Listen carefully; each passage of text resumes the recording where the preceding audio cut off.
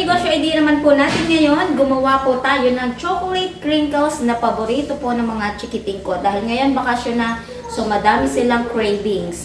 So eto, gumawa na tayo para mas makakatipid, and then ang kagandahan po dito, pwede po nating i-stock, diba? Ilagay lang natin sa airtight container. Yan. At sigurado po ako na magugustuhan nyo po yung recipe po natin dito. So kung paano po ito gagawin, tara, umpisahan na po natin. So, gagamit po tayo dito ng salaan para po sa ating dry ingredients. Unahin po natin ang iodized salt, baking soda, at baking powder. Isunod na din po natin ang all-purpose flour. Salain lamang po natin kasi medyo maliit yung salaan po natin para maisunod na din po natin ang cocoa powder. Bali, Dutch cocoa powder po yung ginamit po natin. At kapag okay na, isunod na din po natin ang brown sugar. So, mas better ito po yung gamitin po natin para moist yung atin pong chocolate crinkles. And then, maglalagay din po tayo dito ng 4 na buo ng itlog na ang size po ay large. Pagkatapos, hahaluin lamang po natin ito saglit at isunod na din po natin ang oil. So, kahit anong oil, pwede po natin gamitin dito. At kapag na-mix na po natin, maglalagay po tayo dito ng instant coffee. So, Nescafe yung ginamit po natin. So, wag po kayong mag-alala. Hindi po magiging mapait yung inyo pong crinkles. At maglalagay din po tayo dito ng vanilla flavor. So, wag din kayong mag-alala dito. Hindi talaga natin malalasa yung pagka-vanilla po dito. Talagang chocolatey yung malalasa po natin dito. Pagkatapos, imimix lamang po natin ito hanggang sa wala na pong dry ingredients. So, ito po, hindi na po natin kailangang i-rest. Pwede na po natin tong i-bake ng diretso. Pero halimbawa naman, kung gusto nating i-rest or kinabukasan pa nating i-bake, so pwede naman po yon.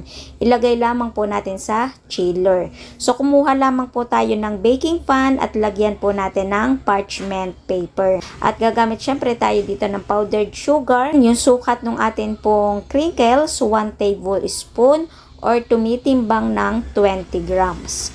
At kapag nasukat na natin yan, ilagay lamang po natin sa powdered sugar, balutan po natin, ilagay sa tray at lagyan lamang po natin ng space. Kapag okay na, ready to bake na po ito. So, wag niyo pong kakalimutan, ipipreheat po muna ang oven bago po natin isalang. So, yung pinaka-temperature po nito, 180 degrees Celsius, up and down, at i-bake po natin dito sa loob po ng 30 minutes. So, after 30 minutes or after po nating i-bake, mapapansin nyo medyo malambot pa yung ating crinkles. Kasi habang lumalamig, mas magpipirm or titigas yung atin pong crinkles. Dapat hindi po ito ma-overcook para yung atin pong crinkles ay chewy and moist chocolate crinkles yung kalabasan po nitong ating crinkles. Okay, so okay na po yung ating crinkles at malamig na din po ito. Hindi po kaagad natin nabalikan kanina kasi inintay na po nating lumamig. So ito, ginawa ko lamang po ito para pang-stock po dito sa bahay kasi yung mga chikiting ko, dahil bakasyon po ngayon, magugutumin po sila. So ito, ilalagay ko lang po sa mga airtight container para merong stock na makakain. Para sa akin, tipid na din po. Papakita ko sa inyo kung gaano kaganda yung texture ng ating pong chocolate crinkles. Okay, so ito yung tipo na crunchy yung labas hanggang ilalim at hindi rin po matigas tong ilalim ha. May pagka-crunchy din ito. Kasi meron ako dating nabibili na crinkles na parang ang tigas-tigas ng ilalim. So, ito hindi po. Basta yung pinakang balot ng ating chocolate crinkles, crunchy po yon. And then, yung loob, tingnan nyo naman po. Napaka-soft and then hindi siya dry. Okay, so, ang chewy ng texture ng ating pong chocolate crinkles. Kung makikita nyo talaga yung loob, hindi po yan dry. So, moist yung loob niya. Ito yung masarap sa chocolate crinkles. Titikman naman po natin kung talagang masarap ito pong ating chocolate crinkles. Ang sarap. Yung pinakang amoy, pag inamoy nyo yan, maamin nyo talaga yung chocolate at malalasan nyo din talaga dito yung pagka-chocolate crinkles. Naglagay tayo dito ng instant coffee pero hindi nyo malalasahan dito yung pait. Para sa akin, mas nagpasarap po dun sa ating pong crinkles. And then yung pinakang tamis para sa akin, sakto po lamang yon. Sarap. So, hindi lang to magugustuhan ng mga chikiting natin, kahit tayo magugustuhan po natin ito. Parang ang sarap ng black coffee i-partner dito. Okay, so bukod sa pwedeng pang bahay lang, pang atin lang, ay pwede rin po natin itong negosyohin. Kung gagawa tayo at merong labis, pwede natin yang ilagay sa mga microwavable tub.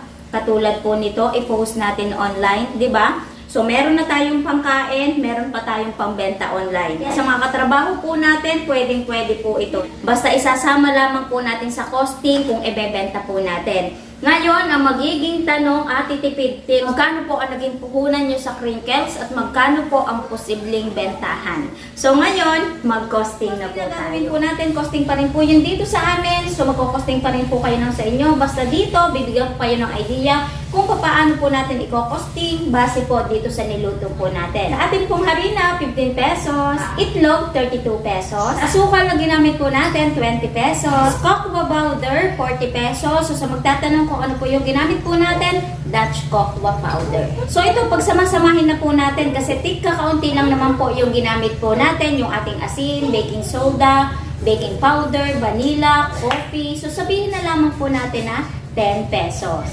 Oil, 11 pesos. Powdered sugar, 15 pesos. Bali, yung nagamit po natin ay 1 cup. Ang total po ay 143 pesos. Mag-plus po tayo ng other expenses. So, yung sa parchment paper na ginamit po natin, 10 pesos.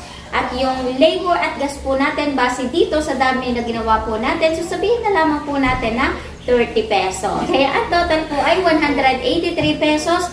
At i-divide po natin sa 42 pieces na nagawa po nating crinkles. At ang kakalabasan po nun, 4.35 po kada isang piraso. Hindi natin itong ibenta na 7, 8, or 10 pesos. Pero para sa akin, tutuusin ko po ito sa 8 pesos. At kapag minus po yung pinakampuhunan, so kada isang piraso, pwede po tayong tumubo dito ng 3.65. At kapag itinimes po natin yon sa 42 pieces na nagawa po natin, so estimate tutubo po tayo ng 153 pesos dito po sa ginawa po natin. Palakas po natin itong crinkles, di ba? Hindi naman po imposible kung talagang hilig po natin ang pag-bake.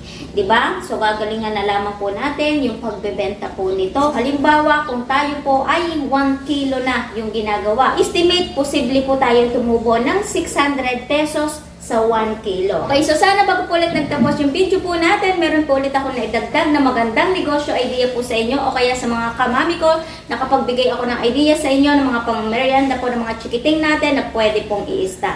So kita-kits na lamang po ulit sa ating mga next video. Bye-bye!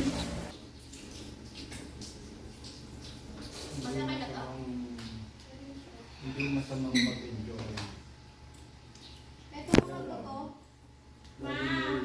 Ay.